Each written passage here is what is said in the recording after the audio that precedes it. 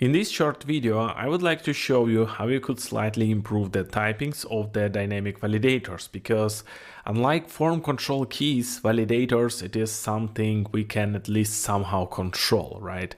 So let's bring stricter types which can help us to avoid unpredictable errors. For example, if I make a typo somewhere here, we will get either an error at the runtime or some undesirable behavior, but we will not be able to catch errors earlier at build time. So in order to improve that, I go to the dynamic forms model, and here let's define a new type alias that we can name, let's say, validator keys. We know that there is a built-in class that contains all the validators, and as you know, this class is called validators. So let's import it, and it will be a source for the type that we will construct from this class. If we have a look at it, you can see this static named methods, and this is exactly what I want to extract from it. Attempting to use the key of operator will not work because static values cannot be read like that.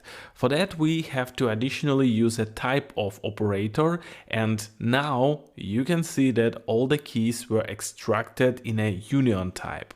Great. However, this type contains some unwanted strings like prototype, compose, and compose async that are actually not really validators. We can get rid of them by using a built-in TypeScript utility function that is called omit.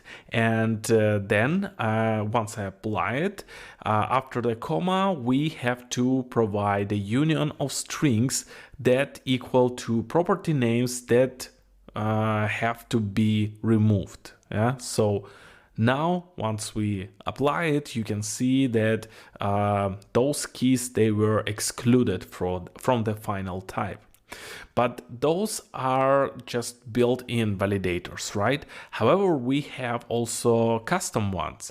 So we could describe the shape of built-in validators as well, and we can assign it into some separate type alias, where the key would be one of our custom validators. So in my case, it is ban words, and the value of it will be obviously the validator function. Then we can unite those two types using the appropriate join operator in order to combine together those two types. So if we check now, you can see that the key ban words also included in the final union type. Once we collected all those keys, we can use them in the validators object, and instead marking all of them as a string, we can use our collected keys like that and define stricter types for those keys. And yeah, let's make them also optional, because it is not necessary that all those validators will be provided for every control. Okay, now in dynamic forms we see already some errors. Currently you can see that it is because the object.keys method that cannot infer keys from the object, and it treats them as array of strings, and the type string doesn't fit to the narrowed type we just created. But we can help TypeScript with that. We can wrap this part and explicitly say to TypeScript that, okay, treat the result of this expression as an array of keys of validator constant type. And after that, the validator key can be properly typed. Here we can see also the first kind of inconsistency in naming.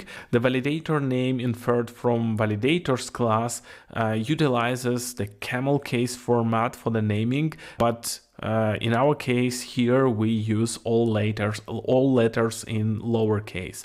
So we can easily fix this inconsistency here, but of course we would need to adjust it also in the JSON config. So Let's go there and do that. Nice. Now everything will remain work, but we achieved slightly better typing, so the chance of typos was decreased. For instance, if I make a typo now somewhere here, you can see the TypeScript complaints giving a hint that I do something wrong. Yes, sure, we cannot really control what will eventually come from the server and if all keys there will be properly written, but at least we reduce the chances of the error on the client side code, which is also very cool.